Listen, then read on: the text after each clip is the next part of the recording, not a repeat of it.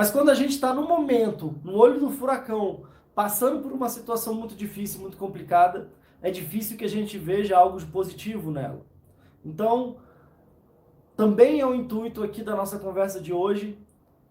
te falar e te certificar que é muito possível mesmo transformar talvez esse momento de maior dor num momento de maior crescimento, num momento de maior aprendizado, encontrando nas nossas crises as oportunidades que existem ali, só que normalmente elas existem de uma forma muito escondida, de uma forma quase que secreta, e a gente precisa mudar o nosso olhar para poder investigar, para poder olhar, para poder acreditar que é possível, não só, e é isso que eu normalmente,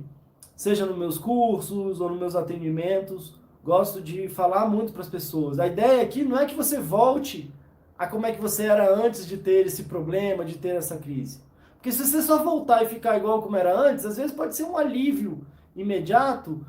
mas aquele jeito que você era antes provavelmente foi aquilo que te ajudou a desencadear aquele processo complicado de agora. Esse processo complicado de agora. Então a ideia não é que a gente volte para como era antes, mas pelo contrário, que a gente inclusive supere o que era antes, ou melhore ainda mais do que era antes.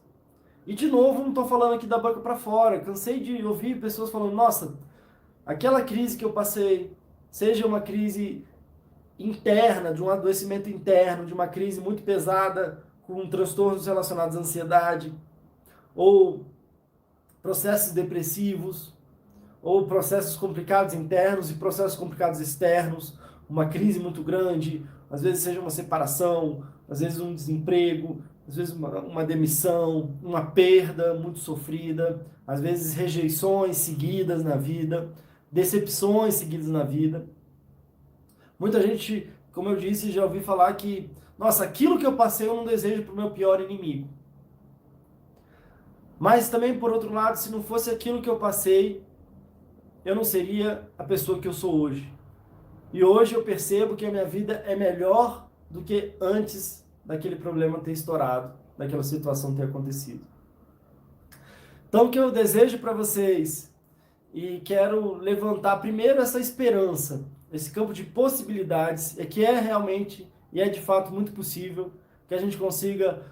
inclusive, utilizar as nossas maiores dores, as nossas maiores dificuldades, como eu disse, um trampolim para que a gente dê um salto de qualidade na nossa vida e que a gente consiga olhar para trás e, surpreendentemente, agradecer